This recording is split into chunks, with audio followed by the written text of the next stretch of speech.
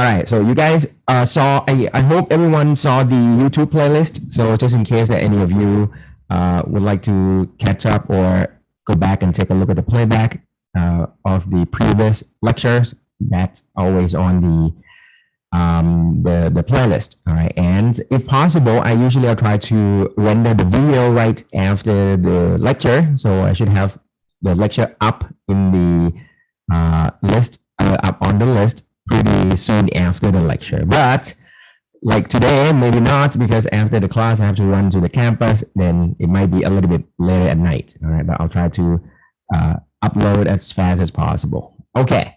All right. So let's get going, guys. So it's, as I said, we're gonna have a lot of fun today because it's now our time to put them all together. Right? Things that we have learned in the past 3 lectures, right? About, oh, mic a lot static. Oh, I don't know what happens again. Okay. Check again. Hello, test. I think I start to get confused about the setting. Is it better?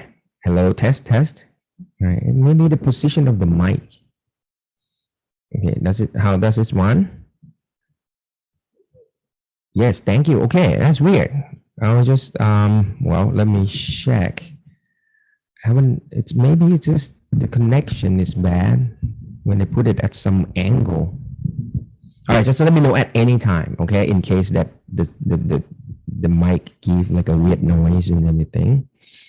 Okay, is it good now? I hope. Oh, let me test something, guys. So this give you any static? That is right now? Yes or no? Yes? No? Is it good? This is no. Oh, okay.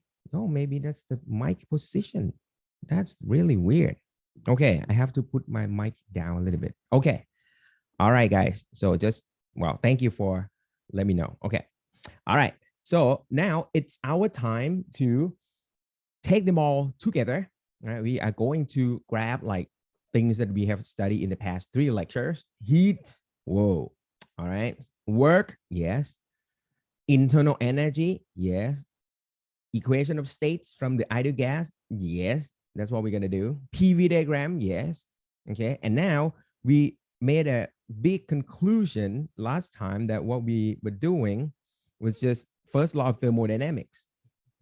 Okay. And that's what we are trying to do today is, let me write it down for you because we're going to have to write this equation many times. The change in the internal energy equal to the heat flow, subtract out the work done. Okay. And the key that we sort of talked about last time is this W right here is the W of the system. All right. But from now on, we're not going to put the subscript system anymore because everyone's agreed that we're going to take W to be the W of the system. Sounds good? All right. And now you should be sort of okay in peace with this first law of thermodynamics. If anytime in the future or whatever, if you read the textbook, the reference text, they might use the positive sign. Whenever you see the positive sign in this first law of thermodynamics equation, that will mean that the W is a W by the external force. Sounds cool? All right. So let me give you the final conclusion about this one. Let me write this equation in like a more mathematical form. So if I'm writing like this, you guys might feel a little bit better. Delta U equal to Q. Now, everyone remember that the W system is just, let me write on the side, W system, which now we're going to call W, is just the integral of PdV, right? Last time we said that, hey, Ajahn, if you want to check if the system is performing any work or not, just take a look at the volume change. If the volume does not change, there will be no work. If the volume is increasing, the work done by the system is positive. So that means I can just put negative integral PdV right here. Okay, guys? Cool? Okay. So once you have this, it's done. This expression will always look like this. There's no ambiguity in terms of the sign. With me? Because what we're doing right here is we call this integral PdV the W of the system, right? So that is fine.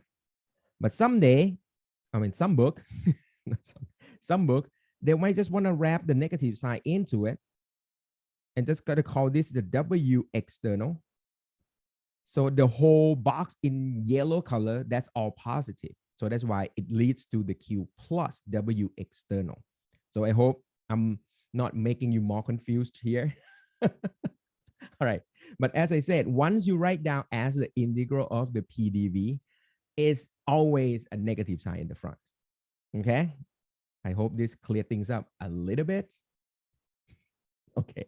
All right. I'll take it as a yes. All right. Okay. Now let's dive into it, guys. So what we are going to do today is we're going to take a look at the thermodynamics processes.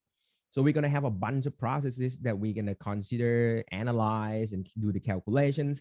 And once we're done with that, we are going to be ready to take a look at the real something that we can make it like a realistic applications, like making an engine really make thermodynamics works for us. Okay, so today we take a look at the processes now, because actually you can do anything with the gas.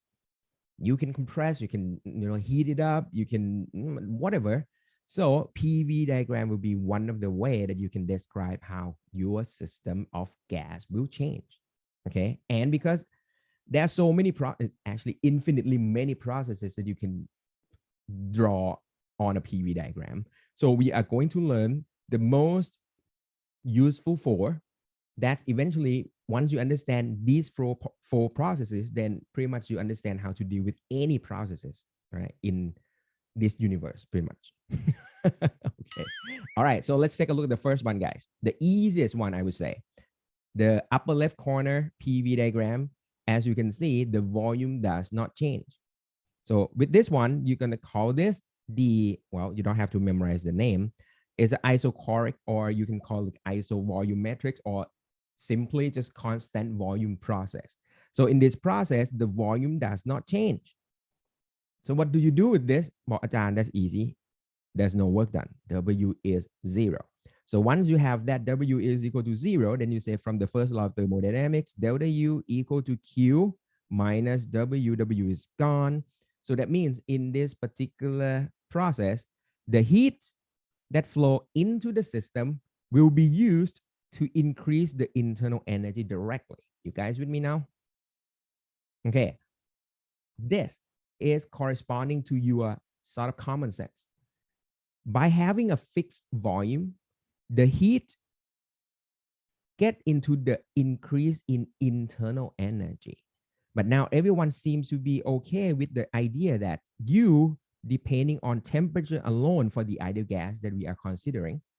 So that means by having the heat flow into the system that doesn't change the volume will definitely increase the temperature. You guys with me now? So this was the question that I asked you last time, that, hey, guys, if I warm up a gas, so the gas will definitely get higher in temperature, yes or no? And the answer you have to say is like, I don't know, then you have to ask me back.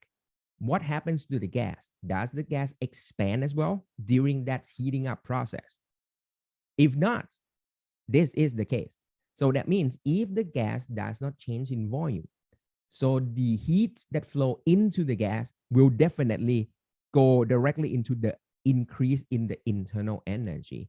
And that means it's go directly into the increase in the temperature. And that's give you the the temperature that is rising for the gas.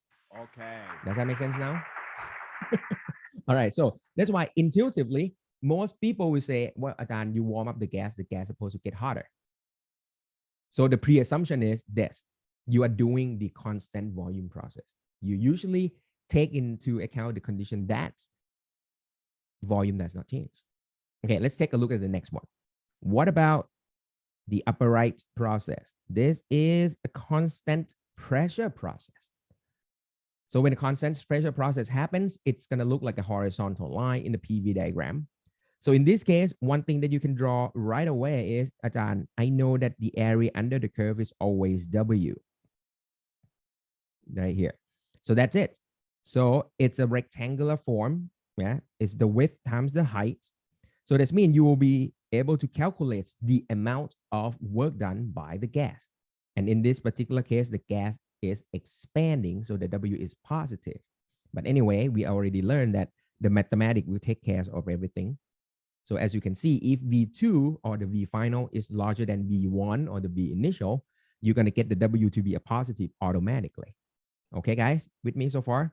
So with this, then the first law of thermodynamics say delta U equal to Q minus W. So this isobaric process, that's the name for the constant pressure process, is going to be the process that all three terms are here.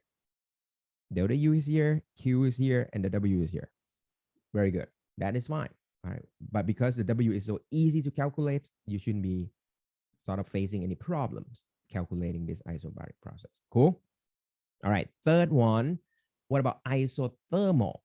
For the isothermal process, well, if you guys remember that every time that you look at the PV diagram, what you should do, you should include this, oh, sorry, this sort of in your head constant temperature line that we named isotherm last time. Yeah.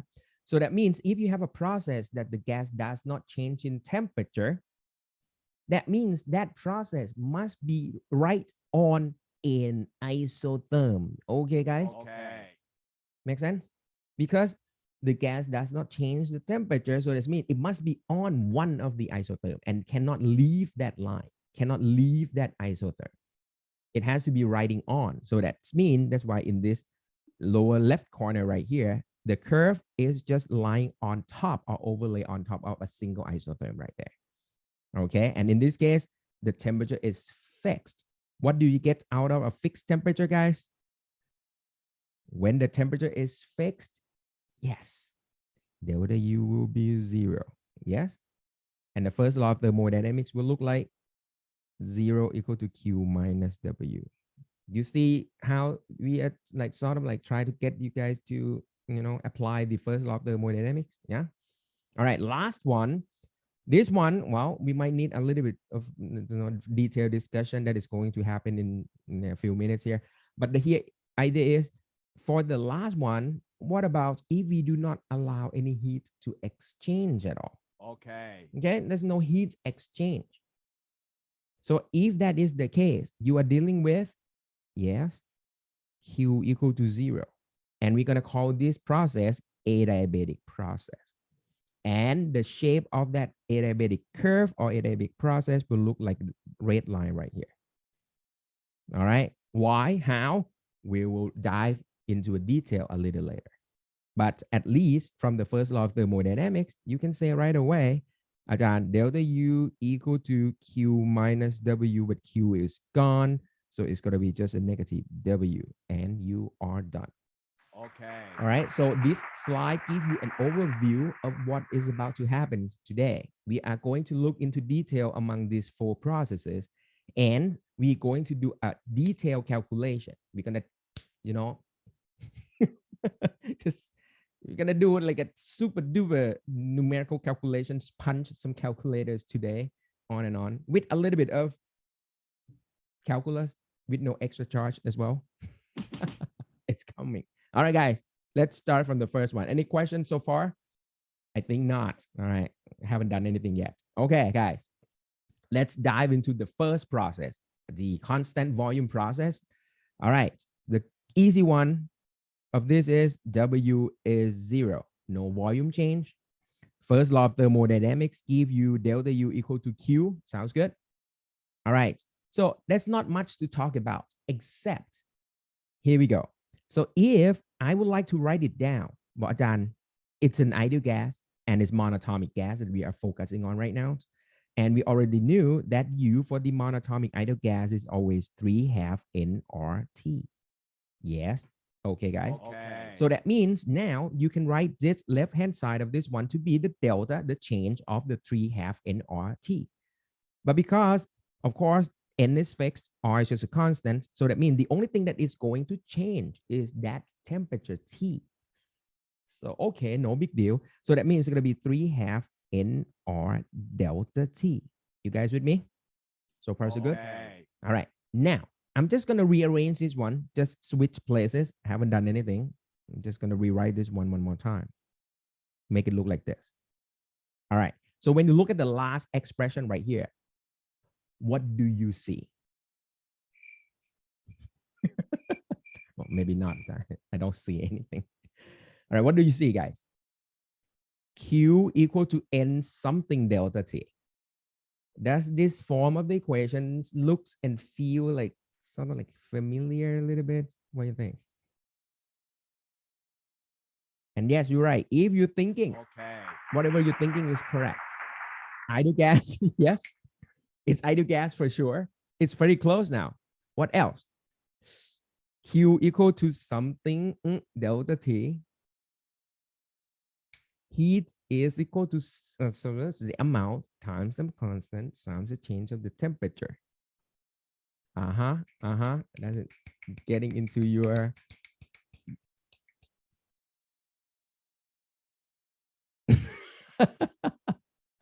all right, okay. Just say it then. Okay, so if you compare this with the MC delta T, we saw this equation in heat. Yes, yes. Okay. But back in the day, you interpret the C to be the specific heat, right? Is the heat capacity per kilogram.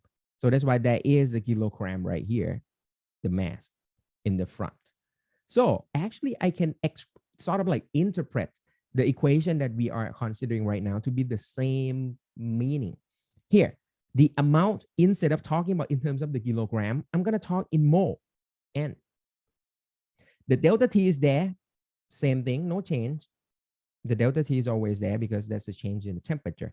So that means what I can do is that this term in the middle right here, the 3/2 R, can be thought in terms of the specific heat as well.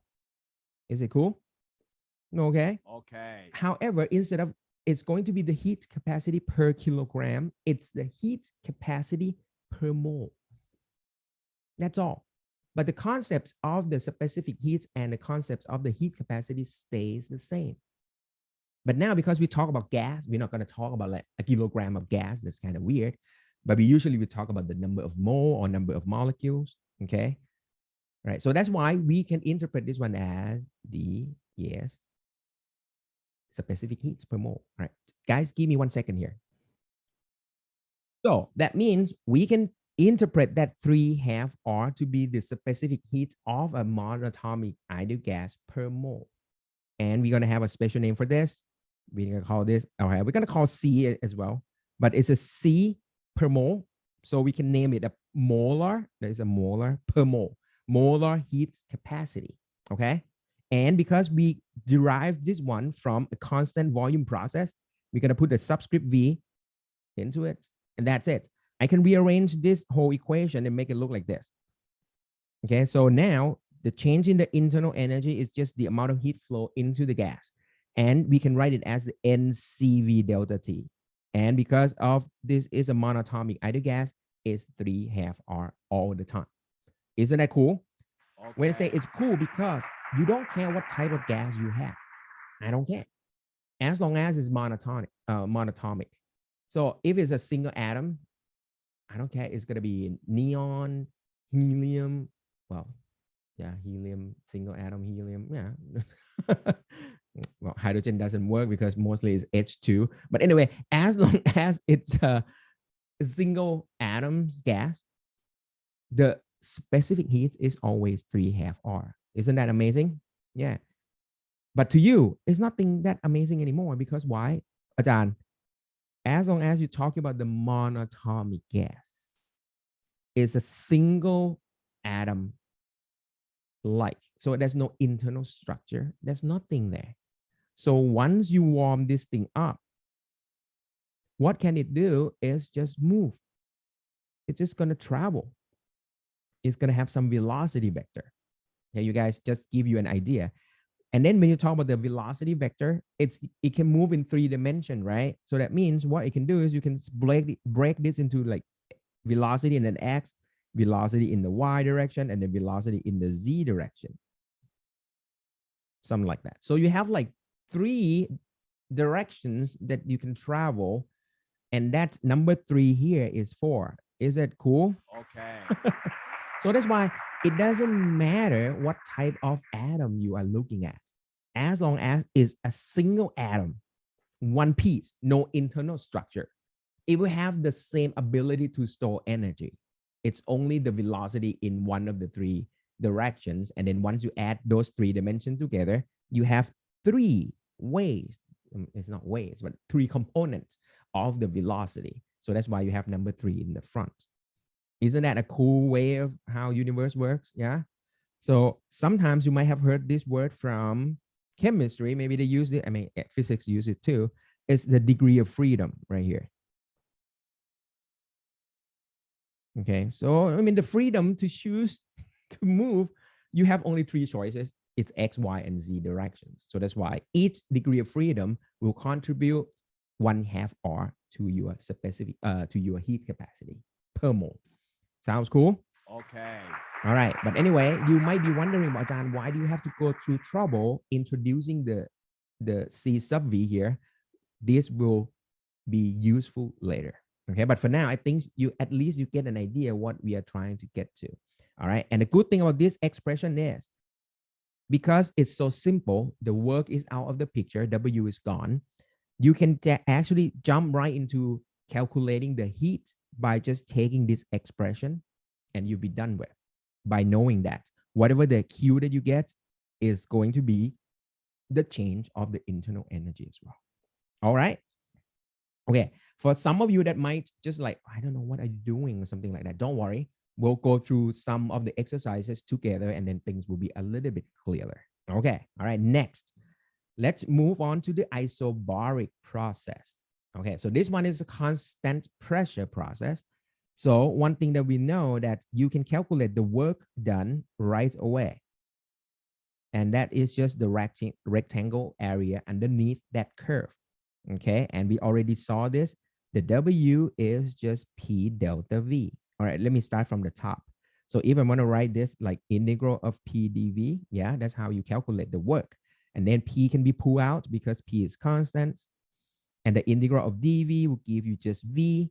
And you take the initial and the final volume to be your limit of integration. Yes. And then it's just going to be P delta V. Cool. All right. So far, so good. All right. So you have a, oh, there's a question comes in. The C is constant. Yes. Yes. C right here is always constant. C here is constant.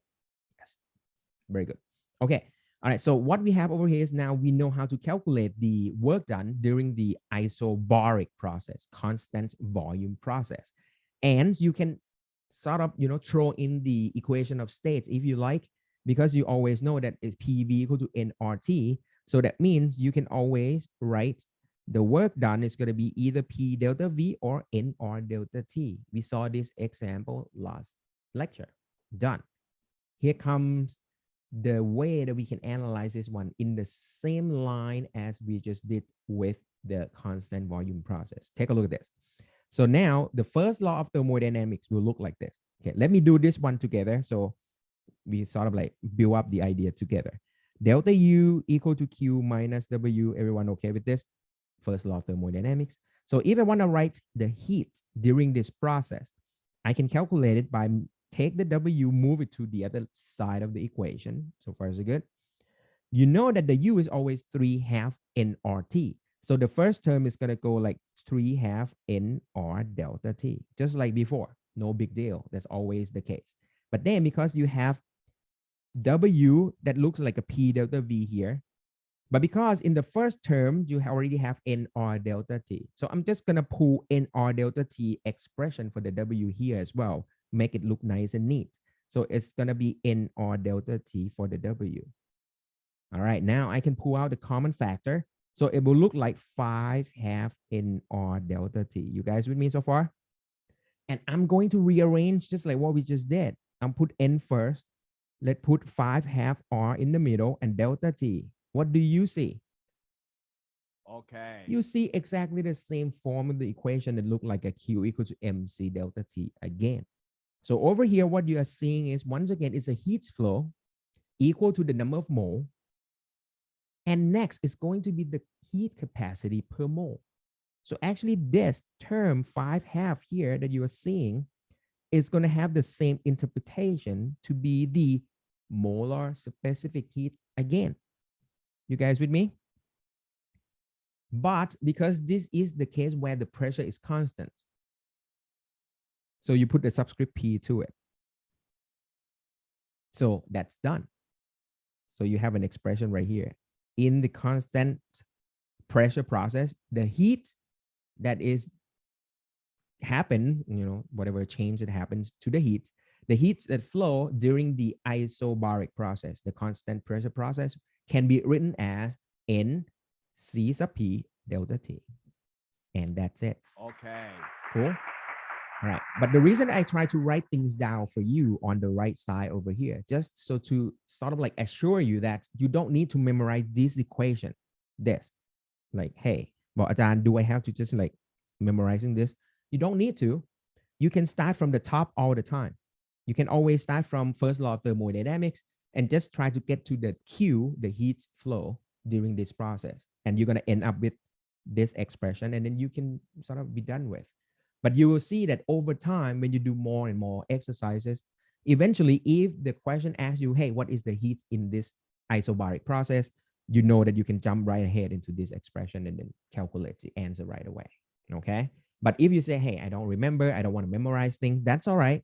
You can always start from the top all the time. Okay. Okay. So thermodynamics is always, for the first law of thermodynamics, you just start from the first law of thermodynamics. I'm just talking repetitively. All right. So 2 processes down, 2 more to go, right? You having fun here? I hope. Next, here we go, guys. Let's welcome isothermal process. All right. So we already saw this one. This process must be lying on an isotherm. So every time you see PV diagram, you always overlay constant temperature line, isotherm. So let me sort of give you this visual expression right here. Okay, remember this? All right, so in every PV diagram, you can always have your imaginary isotherm laying on top all the time.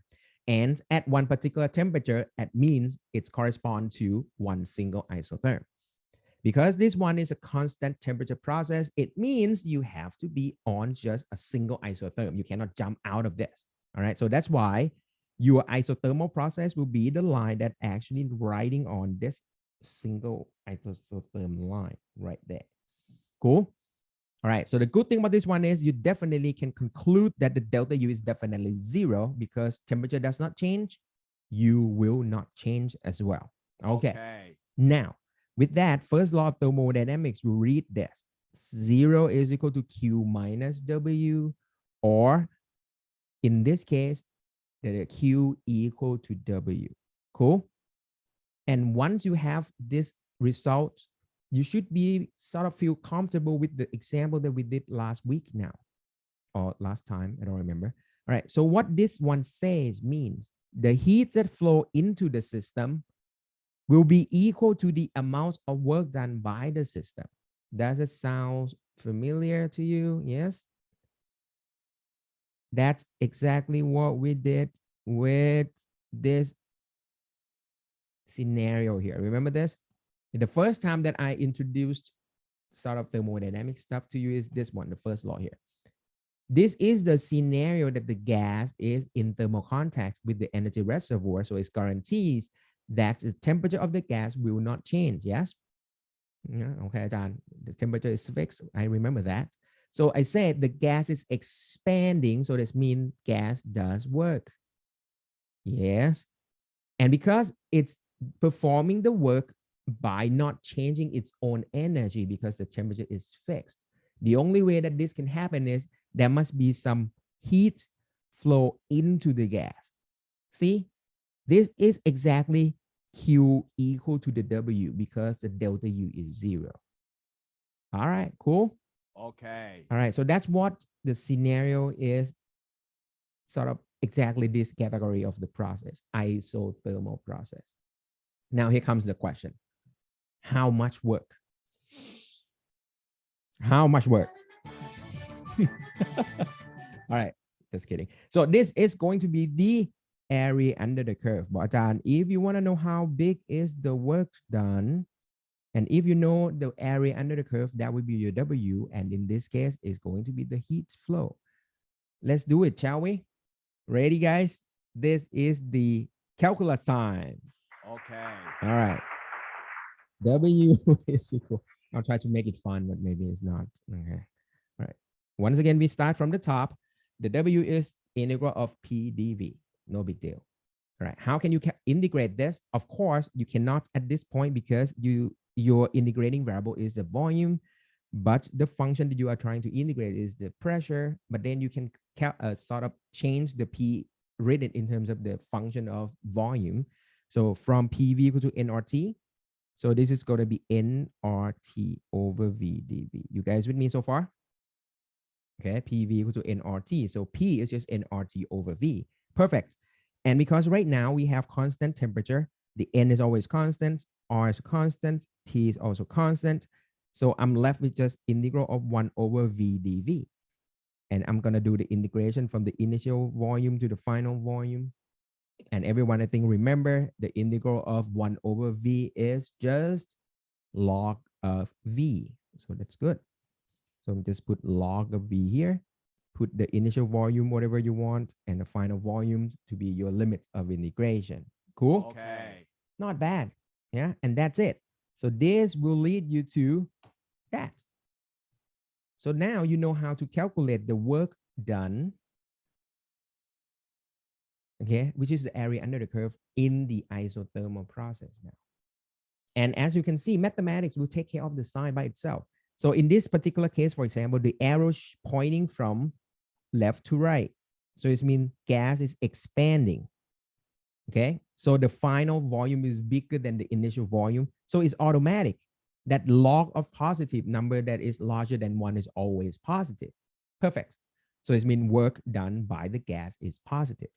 On the other hand, if you want to go backward, if you want to contract this gas down isothermally, so the final volume will be smaller than the initial volume, and log of the value that is less than 1 is going to give you a negative number.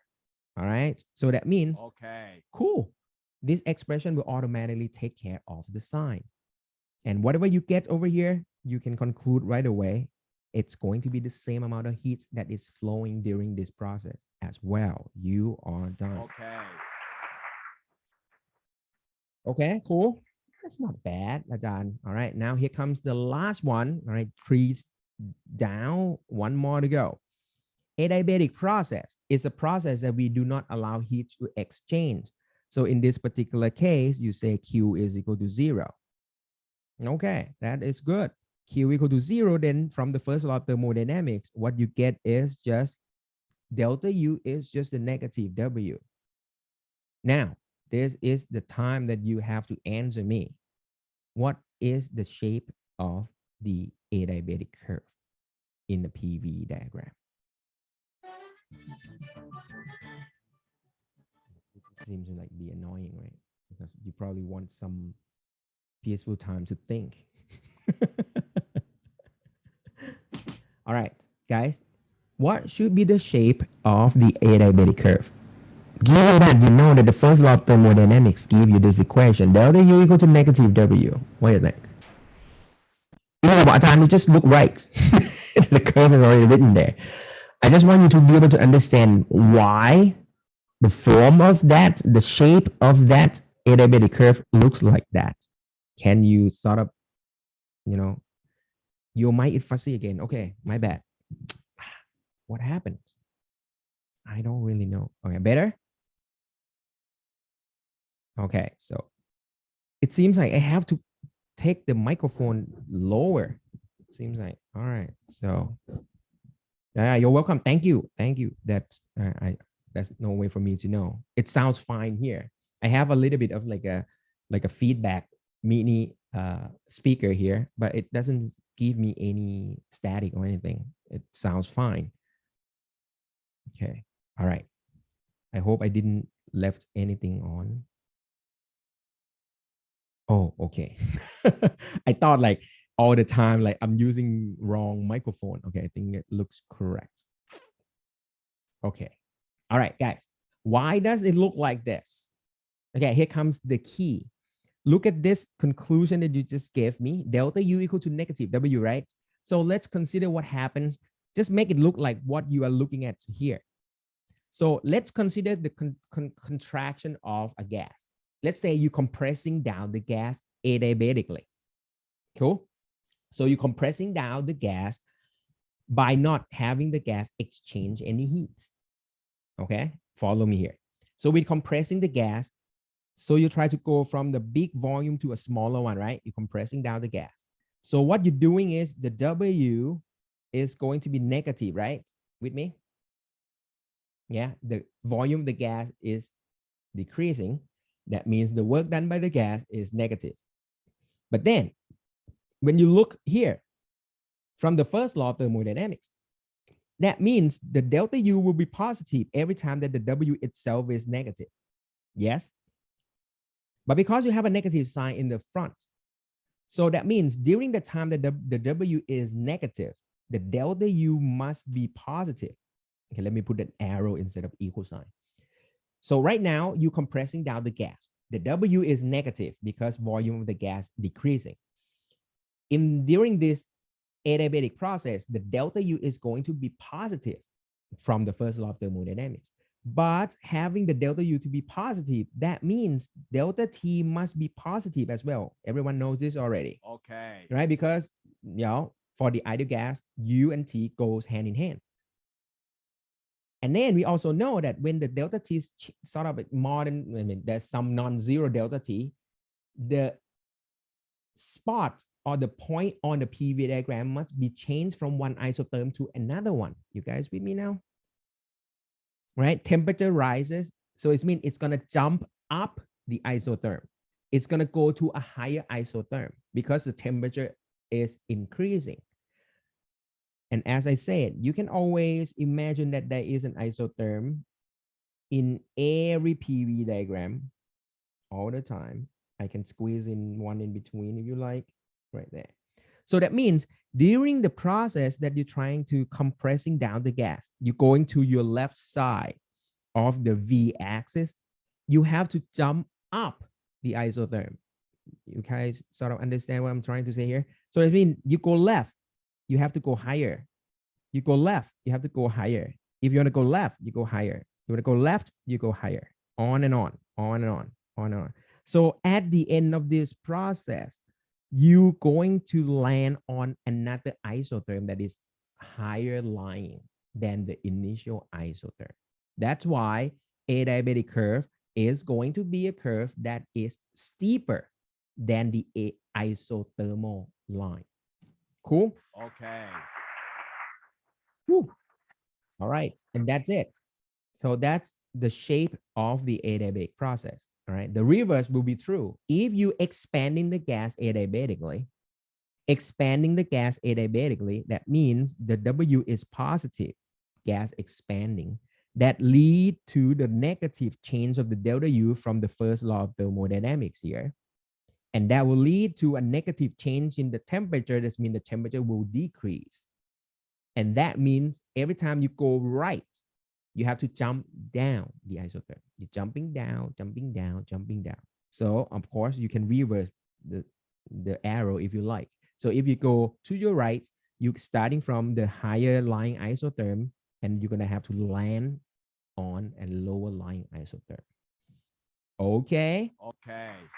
All right. Now here comes the question about Ajahn. All right. The concept is fine. The relationship from the first law of thermodynamics is fine. But what can we sort of read out from this information right here? This adiabatic process, what does it do? All these point on this line, what is the function of this line? We're not going to have sort of like, we don't need to go through the detail to write down the equation for this, but we know that if the gas following adiabatic process, this extra curve over here, that special curve, adiabatic curve here, will follow this. This is so cool. So it turns out PV to the gamma is the characteristic equation. I call it characteristic equation. So this is the features of the gas that is following adiabatic curve.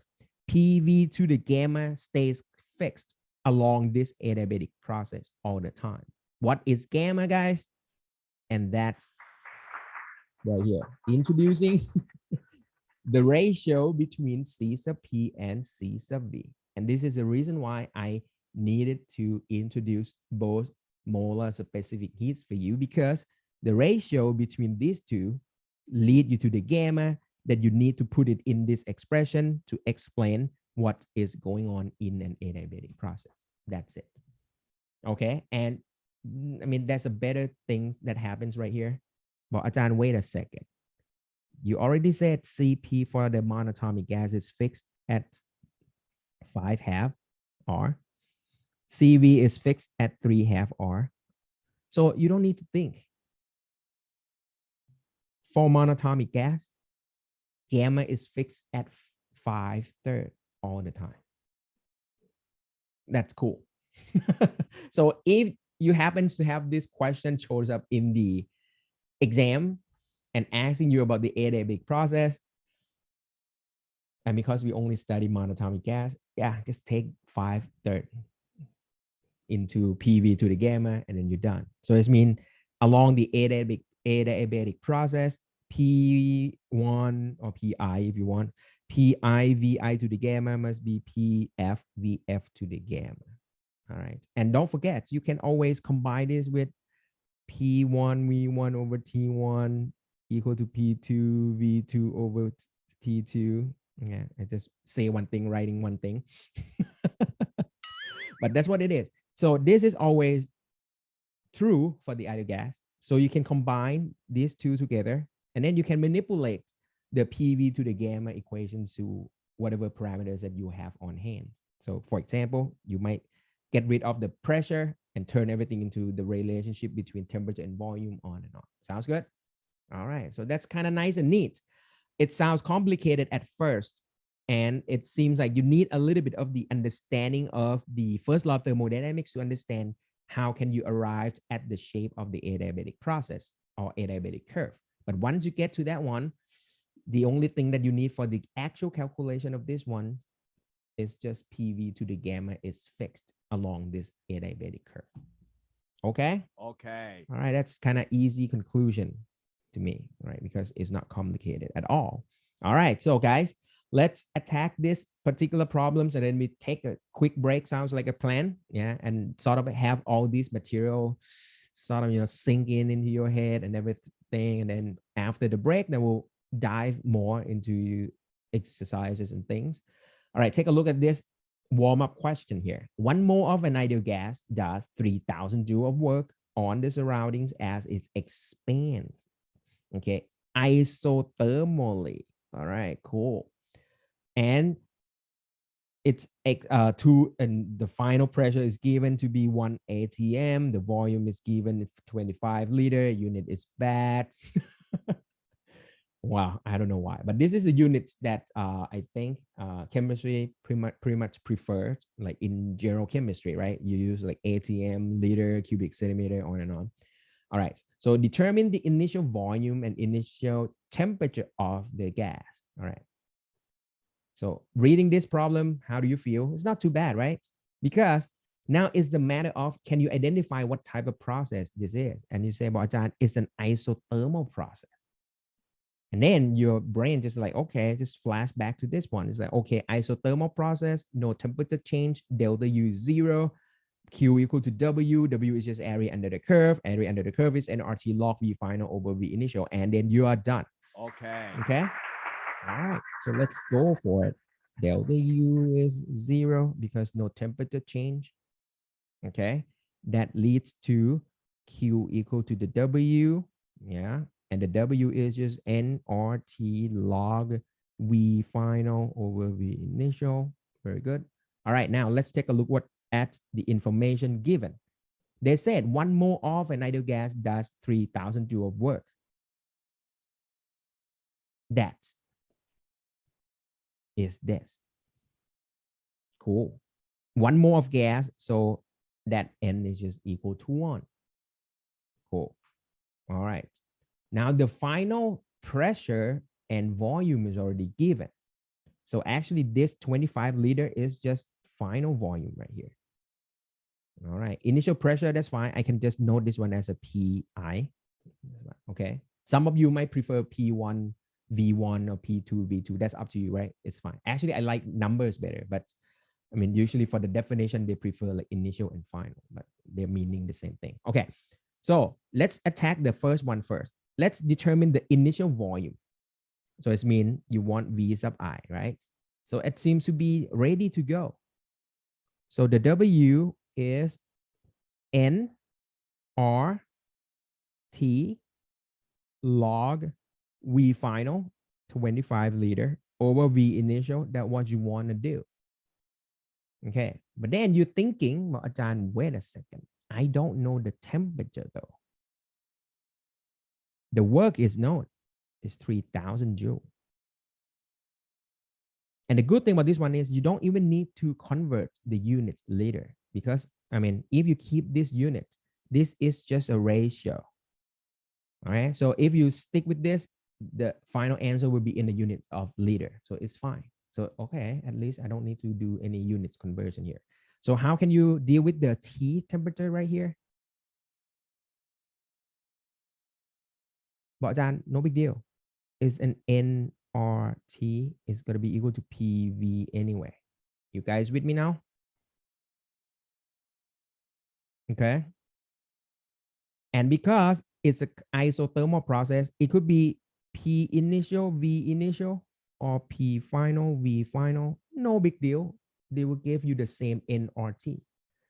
So that means I can pull out the final oh, I put the wrong notation over here. Sorry, guys. It's supposed to be P sub F.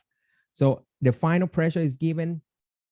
The final volume is also given. So that means I can write that nRT to be P final, 1 ATM, and V final, 25 liter, and then log 25 liter over V sub I. Cool. All right. And from here, all right, I mean, eventually you need to convert the units anyway. So just convert this to Pascal, convert this to cubic meter units. All right. But once you're done with that, then V sub I can be calculated out and you are done. Okay. Okay. Not too bad. Not too bad. Okay. It seems like it's a straightforward plug and play with a little bit of manipulation among, equation of state or on and on. All right. And with this in mind, can you calculate the initial temperature of the gas? And you guys know it's going to be the same as the final temperature because temperature does not change. All right. So that means you can actually calculate this one right from the final state. You know P final, you know V final, you know number of mole. So here, let me write using another color here.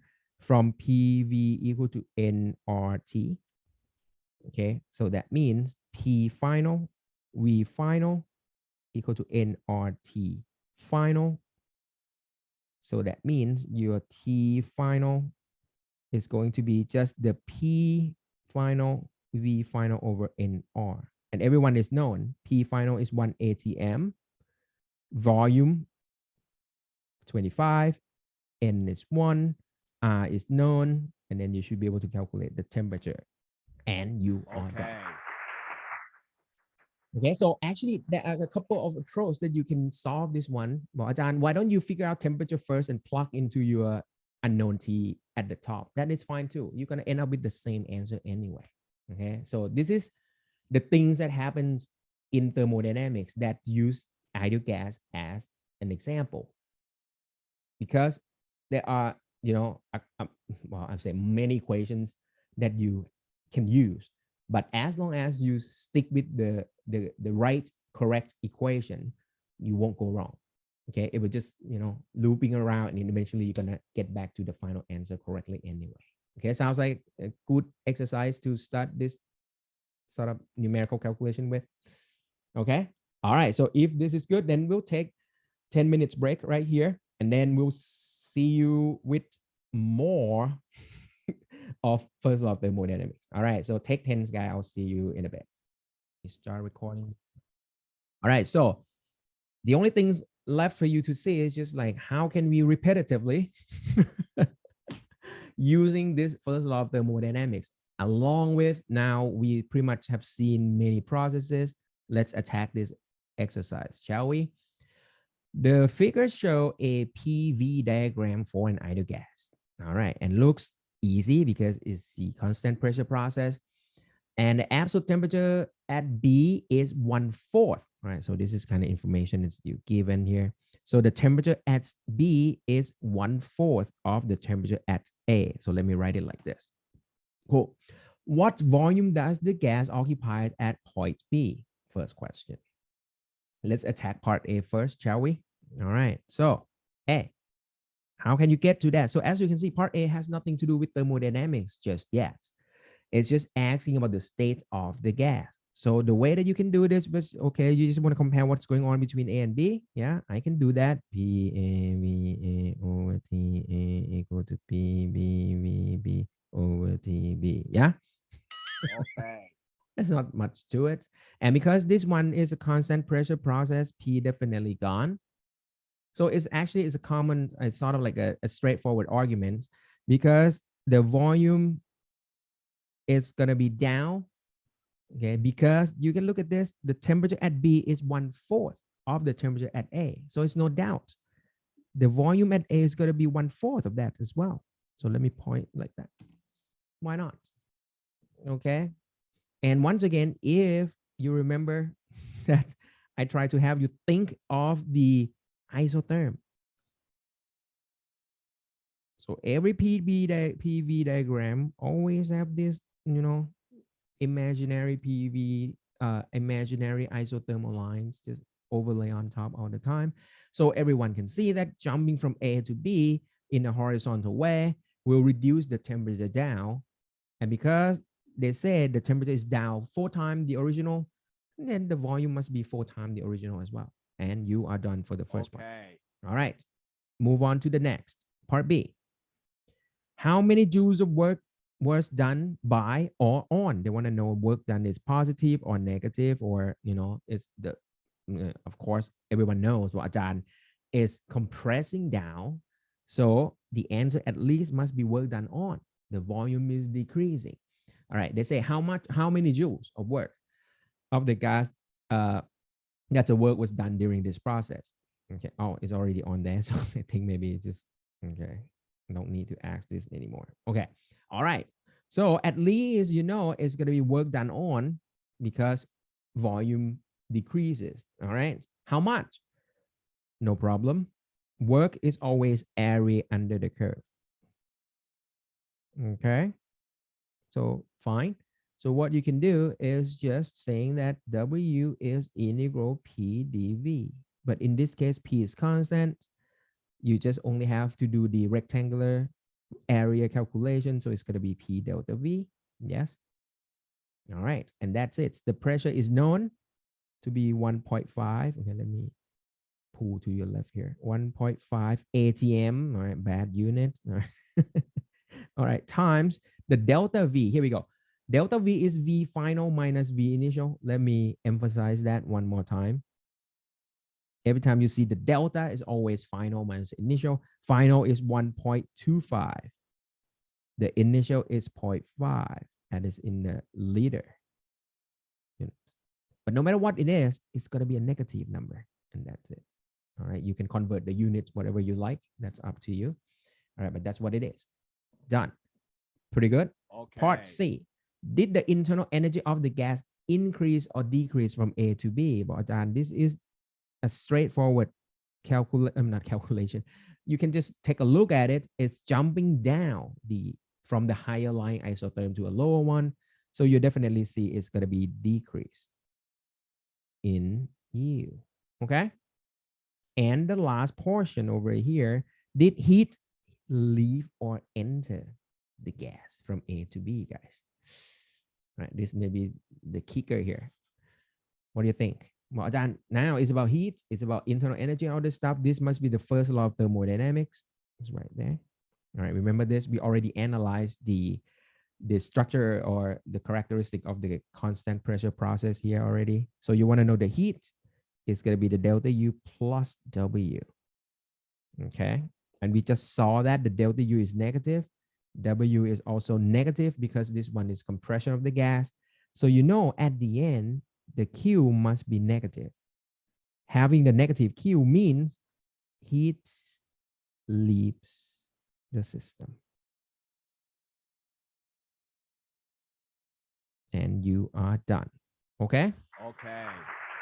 See, so you at least see the whole kind of like business that we are in. Thermodynamic stuff is about here. There are main three characters here to deal with: the delta U, the Q, and the W. And then you drag along equation of states because we use gas as our starting system. Okay, nice. Any questions so far? All right, not bad. Right, get going. Okay, try again. All right, so now I want you to try a little bit. I'll give you like, 1 minute head start. Okay. All right, but at least just read through this one together first. So you have an ideal gas and is taken from A to B. Now it's a vertical line, so it's going to be constant volume process. Very nice. And during this process, 700 joule of heat is added and the pressure doubles. Okay, guys, start with the part A. How much work is done? Actually, you don't need 1 minute head start on this, I guess. All right. W is 0. No volume change. Okay, no big deal. All right, that's fine. Move on to the B. How does the temperature of the gas at A compare to its temperature at B, guys? Do you know this? But once again, if you talk about temperature, you talk about this and that, you're not talking about the heat, the internal energy, or the work. It's still equation of states business. So you can do PA over TA equal to PB over TB. Yeah, something like that. And of course, because right now, volume does not change. Okay, no problem. And now you can see going from A to B, you moving up. Okay.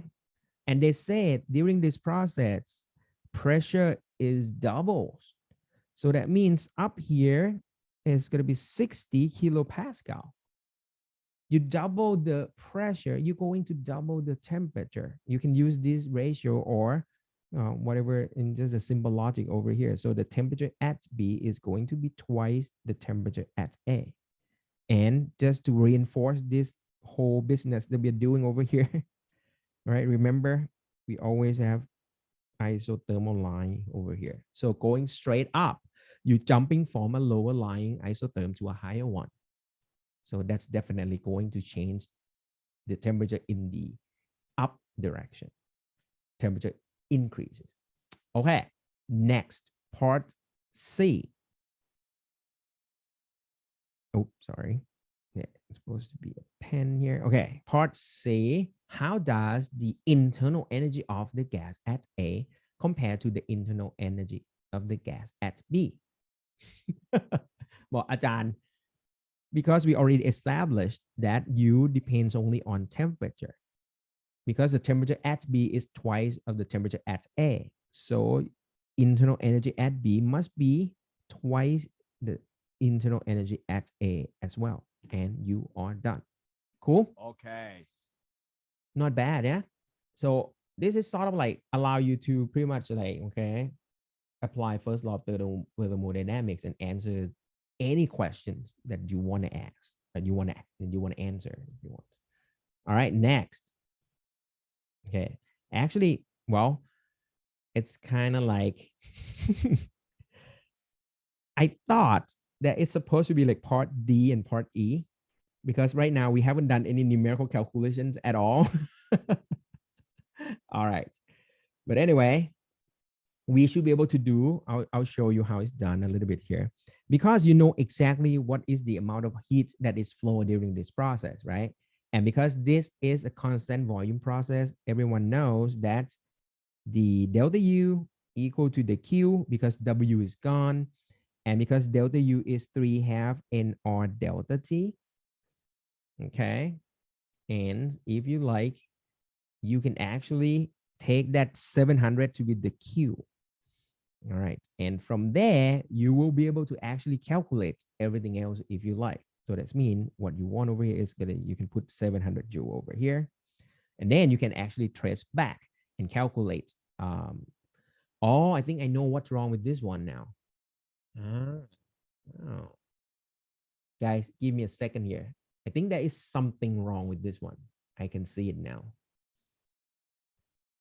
I think the information is just too much and incorrect. All right. Can you see why? That's nice. Okay. All right. I'm just catching my own mistakes right here. Okay. So if you look at this one, okay, let's sort of follow me a little bit here. So if you look at this PV diagram alone, I'm asking you, can you calculate the delta U from this scenario over here? Yeah, let me ask you this. Can you calculate delta U from here? But that's no big deal. The delta U is going to be 3/2 NR delta T. Okay, let me put delta T to be T final minus T initial. Okay, so far so good. All right, and then what I can write here is 3/2 NR. Okay, let me put parenthesis, the bracket out here, nRT at A. So far so good as well. And from the equation of state, nRT is just PV. nRT is just PV. So I can rewrite this to be 3/2 P at B, V at B, P at A, V at A. So far so good. All right, stay with me. All right, but because now the volume is constant, I can actually pull V out. So it's going to be 3/2, or actually you can just multiply the numbers together if you like. That's no big deal. So PBVB is right here. So it's going to be 60 kilo times 0.05. At A, it's going to be 30 kilo Pascal times 0.05. So what you're looking at here is going to be 60 kilo, okay, times 0.05 minus 30 kilo and 0.05, let me pull out to the back over here. All right, and everything now is in SI system, so I'm just omit the units for you guys. So I have enough space to write everything down. Okay, now let me work through this, get you to the rest of this. So as you can see, 60 subtract 30, you get 30 times 10 to the third. So let me write it out, 30 times 10 cubes.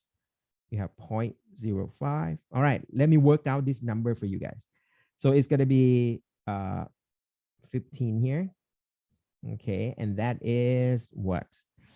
45, and it's going to be, okay, 22.5, something like that. Okay, you guys can help me a little bit here. Just double check if my number is correct. Okay, so 1,000, this is going to be 50. Okay, 50. Okay. So if it's a 50, so it's going to be here, here. Here we go. If I get it right, I think so. All right, so just by relying on this PV diagram alone, the delta U that I calculated here is going to be 2250 joules. Okay, cool. However, and I said I made mistakes right here is here. I'm just gave you the information that, hey, the heat flow during this process is 700 joules. And that's pretty much not right. So that means I actually shouldn't give you this at all because it is an incorrect one. Or I mean, I should change the question, depends on the thing. So the only information that I mean, to make this problems correct is just saying that the pressure is double. That's what I'm saying. Okay, and then once you know that the pressure is doubles, you will be able to calculate everything from it. Or if I want to make things perfectly correct, I have to say that the heat that flowing during this process is going to be 2250 on and on. So you see my mistakes right here, I hope. Okay, all right, sorry about the confusion over here. And I just want to talk about this one. I think that's this good thing that I talked about numerical calculation over here. Otherwise, if you go back and review this problem, you might get confused because if you take the 700 joules to your calculation, then something won't be right. I mean, you won't get to the final answer because it's an inconsistency between the information given here. All right, so that's my mistake right here. Sorry. All right, but I hope by stick with the PV diagram with the information that the pressure is doubled, then you actually have a way to calculate the delta U during this process already. Okay. All right. I hope I'm not confusing you in any way. Or maybe has already done. Okay. Cool. All right. Good. All right. And then I'll try to fix this one. I'm not so sure why I gave you extra information about 700 joules. Okay. Next, guys. Okay. So you guys try this. I think this is going to be more challenging now because now you have multiple pathway to go from one place to another. The PV diagram shows a series of thermodynamics processes. The process AB, all right, so this is 150 joules of heat is added to the system. All right, good, good. All right, just, some information over here for now. 150 joule added from A to B. All right. Now, BD, 60 joule added. BD, there's a 60 joule added. All right. They want you to find the internal energy change in the process A to B. Part B, internal energy change in the A, B, and D. And part C, the total heat added in the process A. Now you jump to the C instead of going up to the B and go to the final destination D as well. What will be the difference? All right. So this is a very good exercise because this one asking you to sort of, consider the relationship between the internal energy and the heat flow. All right. Try the part A first, guys. What do you think? Part A. Okay. Internal energy change just going from A to B. So let me highlight this one with the yellow. Just want to go up right here. Okay. First, it's a constant volume process. You know right away, W from A to B is going to be 0. Cool. This one is good. Okay. So far, so good. Now, from the first law of thermodynamics, delta U equal to Q minus W. W is gone. And from the information given that during A to B, there is 150 joules of heat added. So that means the delta U from A to B is going to be Q that is involved during from A to B. You guys with me? And it's say 150 added. Bam. Okay. Okay. Okay. Positive sign. Heat flow into the system is positive. So the answer for this part A is, of course, the internal energy will go up 150 joules as well. You are done. Okay, try one more time. Part B. So in part B, now let me highlight blue over here. Okay, so you're going from B to D. Now it is your isobaric process, constant pressure process. So over here, at least you start with the, W is easy. Let's do W from B to D. And what is that? It's just the area under the curve down here. Down, down, down, down, all the way to the x-axis over here. And it's just a rectangular region again. So we have done this many times. It's a P delta V, the height times the width. Okay, the height is known 8 times 10 to the 4th. Okay, let me omit the unit here. It's SI very nicely. Delta V, now you go from B to D, you going increase in volume, right? The volume is up. So you go from 2 to 5 tends to the negative 3 cubic meters. So the change is positive 3. Positive 3 times 10 to the negative 3. See, I stick with the sign.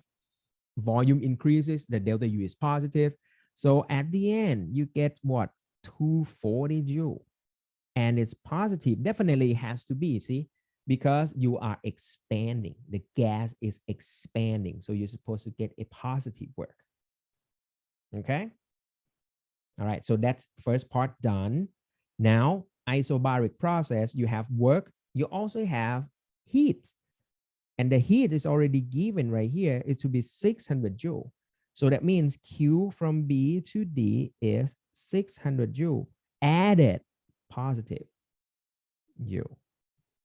All right. And now you know 2 out of 3. So you will be able to calculate the delta U from B to D is going to be the Q minus W. And that is going to be Q 600 positive. Subtract out the W is 240. That is positive as well.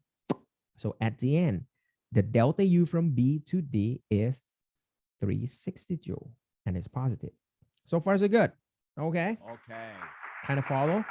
And that's sort of like go really well with the idea that we built up on having the imaginary isothermal line, because point A is supposed to be lying on one of the isotherm somewhere. Point B is supposed to be another isotherm right there. And point C is supposed to, point D is supposed to be on another one. See that? So you're going from A to B, you increase in temperature for sure because you're jumping from a lower line to a higher line isotherm. And then going next from B to D, you jump even higher. So no doubt, see, from A to B, you increase in internal energy. Going from B to D, you also increase more internal energy.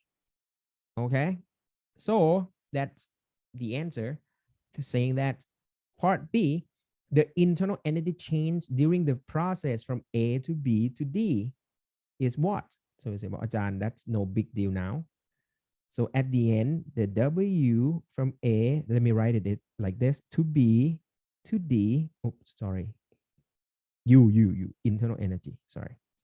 The internal energy change, delta, from A to B to D is going to be just the delta U from A to B plus the delta U from B to D. So you just take the delta U that you calculated, 150 and 360, and add them together. So it's going to be 150 plus 360, and that is 510 joules. You are done. Okay. Cool. All right. So that's what it is.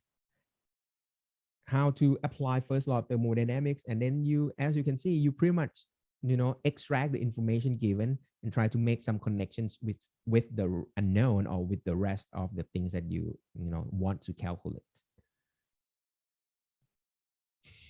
Okay, still so far so good. I don't know, you guys already gone or all right, still with me, right? Okay. All right, guys, try part B for me. So if you sort of like get the whole idea, now it's like a final twist. What about the heat added when you go from A to D, but through C cats? You don't want to go A, B, D anymore. You want to go A, C, and D. What should be the heat during this process? If you can figure this out, then I think you get a good, grab on the thermodynamic stuff already. All right, try part C. This is going to be like a grand conclusion here. All right, come on. All right, think carefully. You want to go from A to C to D. Yeah. What can it be? I'll give you like a couple minutes head start here. So I want you to be able to just do this by your own. That would be nice. Yeah, because we have like another one to go. Oh, actually, this is not bad. All right. But anyway, if you get this one, then I think you are so close. All right. So in the meantime, let me prepare. I think we need more space here. We just have to do split. Grab a note here.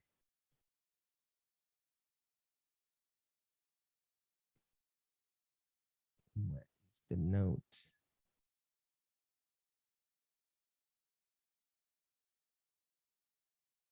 What?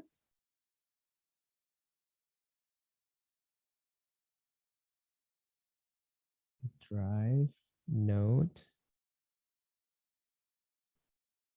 I cannot find. Ah, here we go.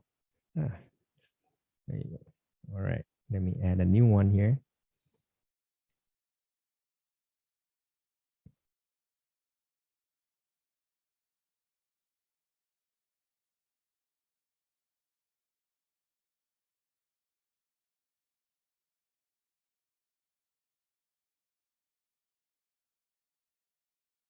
I think this is going to be new version here, I guess.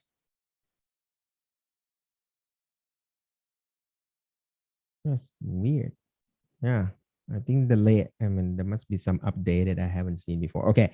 All right, guys. So I'll have my scratch paper ready. Okay. All right. So what I want to do is now try to calculate total heat from A to C to D. Yeah. Yeah. Yeah. Yeah. Total heat. Okay. Let me get it. Here we go. So if you want to get the heat, I need a thicker one. Okay. If you want to heat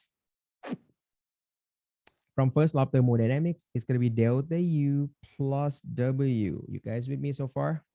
No change. Haven't done anything.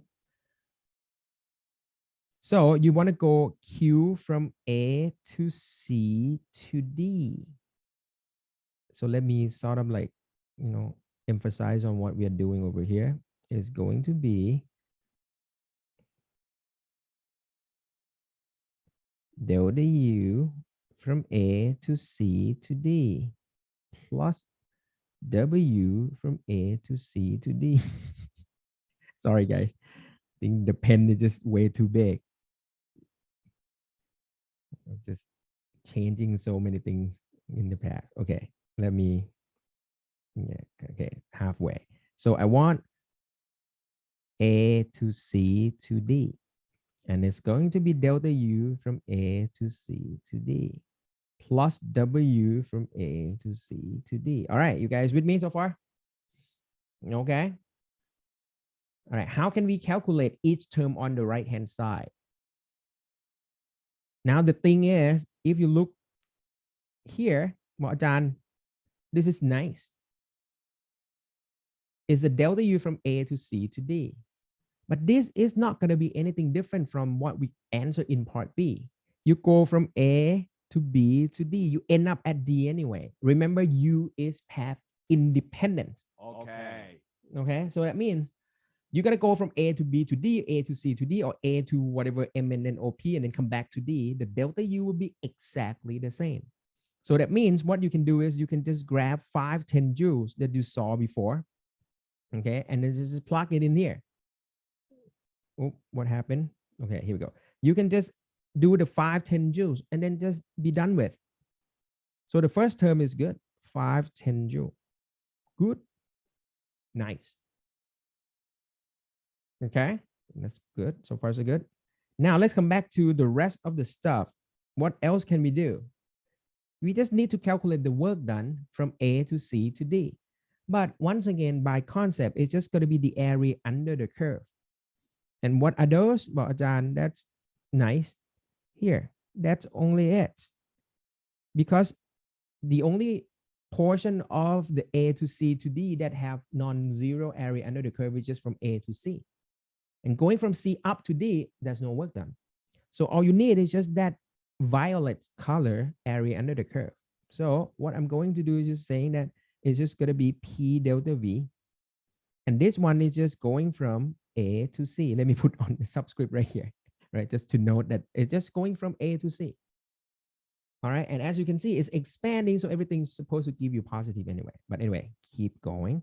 So it's going to be 510 joule, okay, plus, okay, P delta V.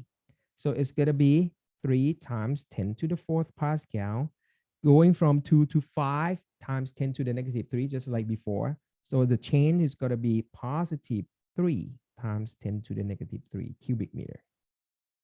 Cool? All right. And that's it. That's give you 90. This give you 90 joule. So at the end, you get 600 joules of heat. And it's positive. So it's mean heat added or flow in to the system. And you are done. Okay. Okay, guys. So I hope this gives you like an overview of what we have already done in the past, saying that going from A to D, delta U stay fixed. But as you can now see that going from A, passing point B and go to D will give you different value of the heat flow. than the one that you go from A to C to D, because we knew that heat is path dependent. That's the whole point. Okay, so that's why you need to be able to calculate the other characters, the work. Once you figure out the work, you know the delta U, then you will be able to tell what will be the heat in this process.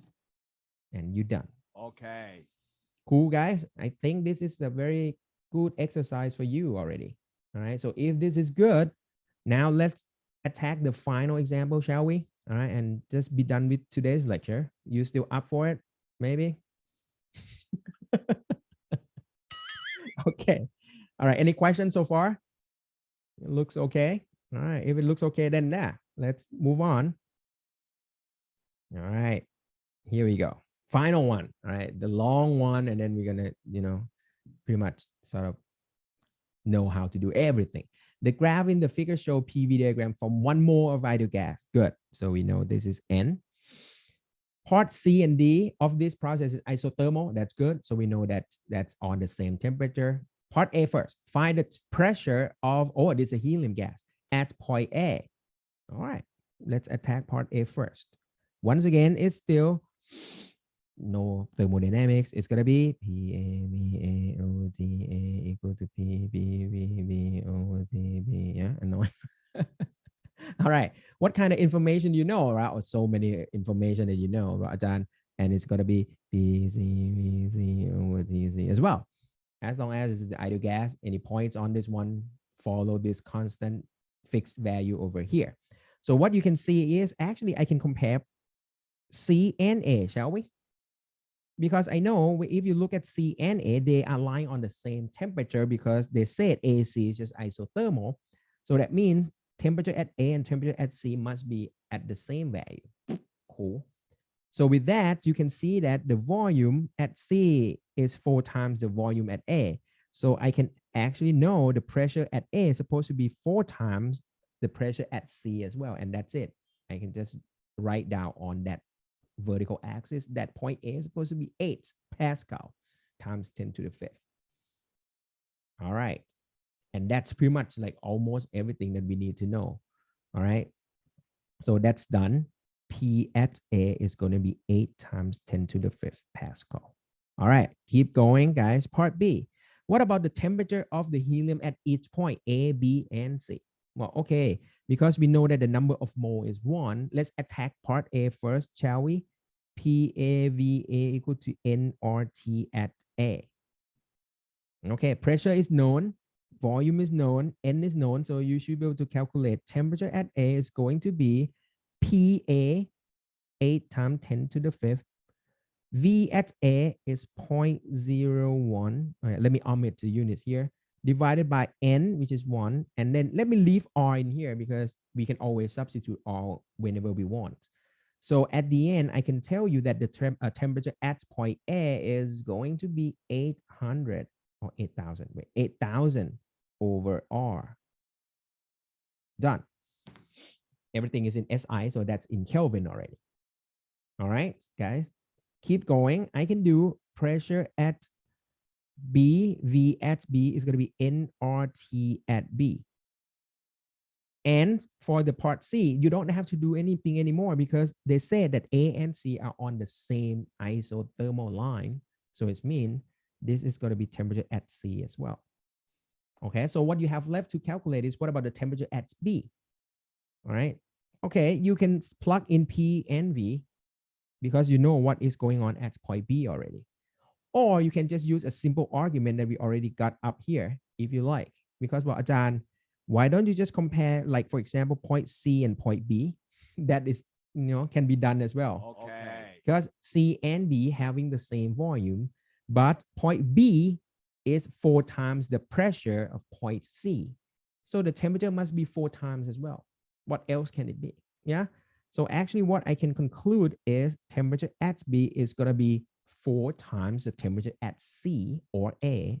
So it's going to be 3,200 over R, and you are done for part B.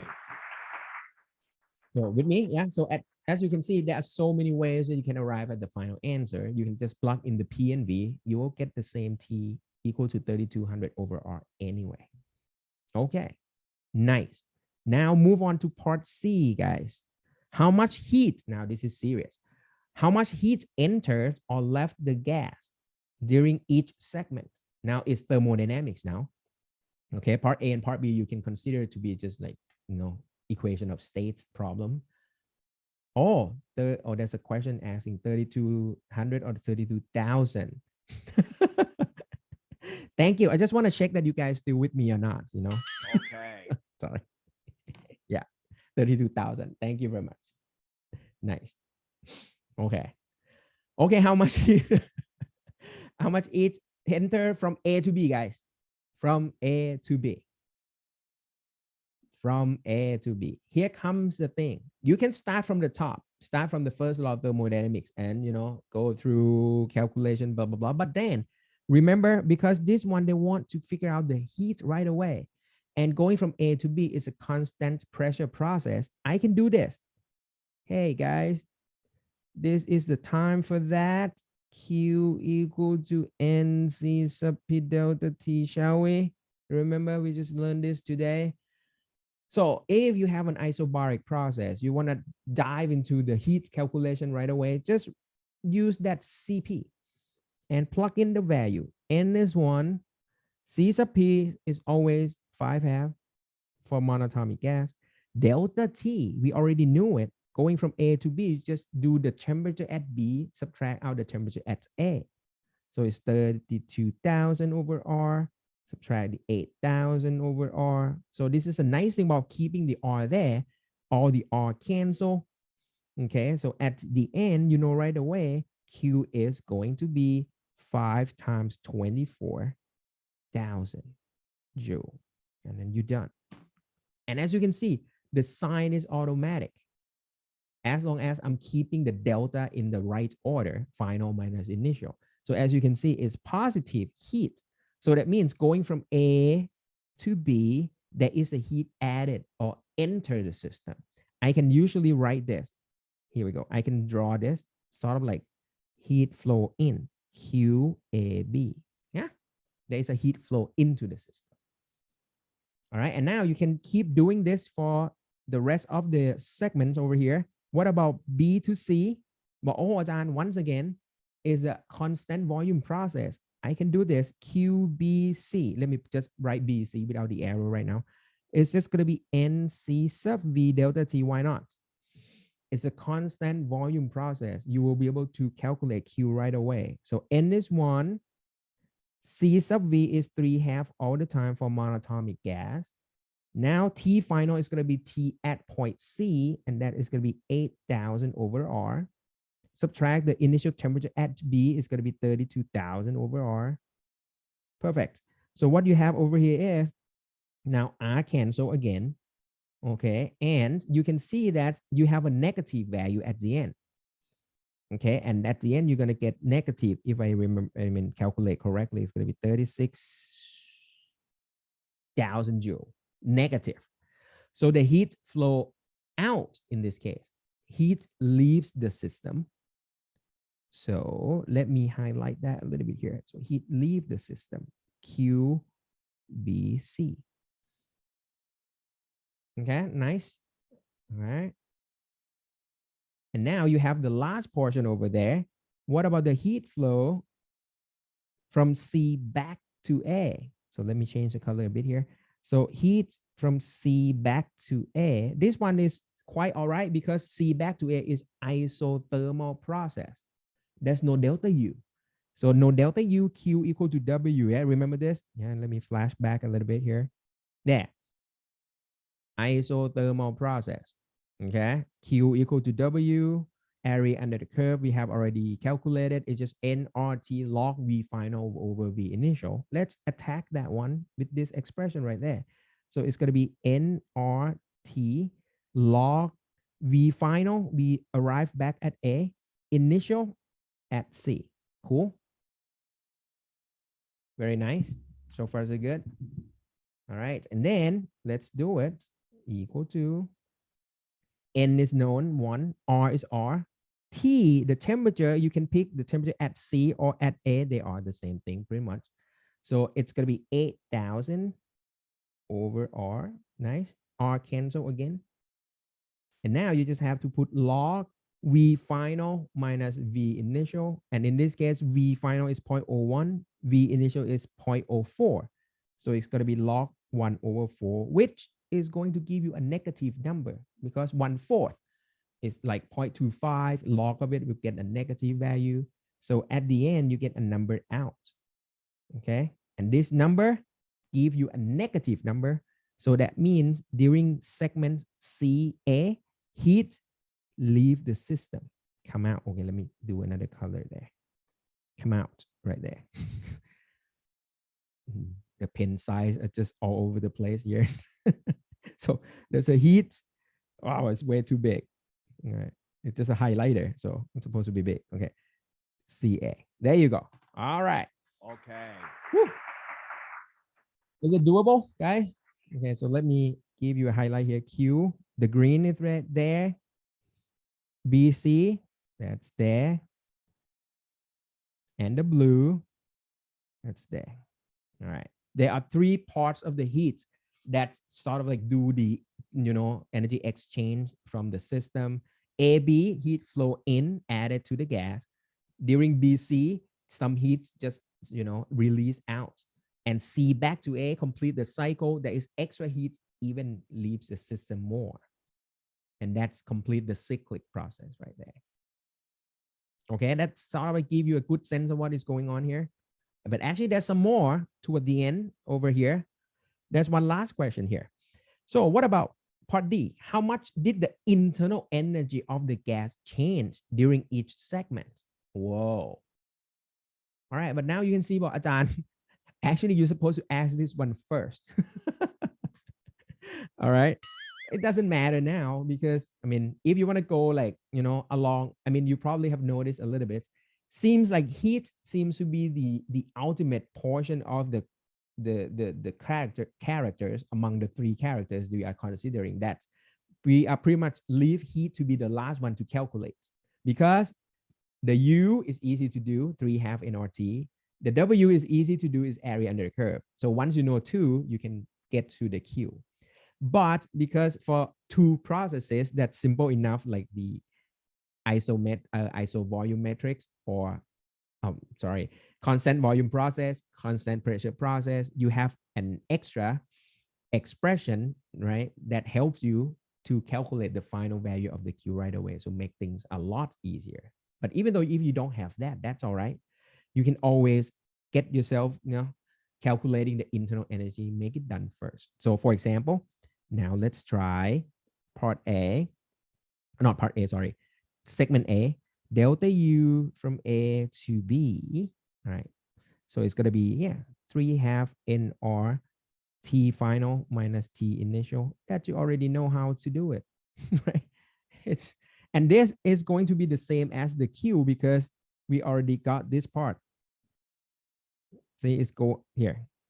There you go. Yeah. Oh, am I confusing in any way? I'm sorry. It's from 8. What? 8. Oh, yeah. Okay. All right. So sorry. My bad. I thought it's vertical line. Okay. So that's it. So you just say, hey, if you want to delta U from A to B, sorry for the confusion. From A to B, you just do 3/2 NR delta T, and then you're done. All right. So N is known to be 1. R is R. You know the final temperature is going to be 32,000. Initial temperature is going to be, make sure I get it right, 8,000. Okay, 8,000 over R. R cancel on, and then that is fine. Delta U from B to C, same thing.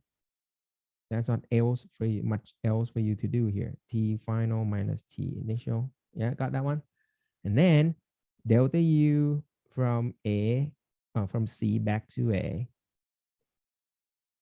is going to be 0 because isothermal process does not have any internal energy change. See? All right. So I think that give you enough sort of like initial impression of what's happening in thermodynamics. All right. And next time, we're going to take this one step further. All right. We are going to make this whole thing and build a heat engine. All right. So that's mean we're going to All right, Ajahn, I know these processes. Let's make something actually useful in the real world. So we're going to learn about the heat engine, and eventually next time, I'm going to show you the best engine in this universe. Even Thanos, even Tony Stark cannot create one better than this. All right, so that's next time. Okay, guys, and that is it Okay. for today's lecture. I hope you learned something.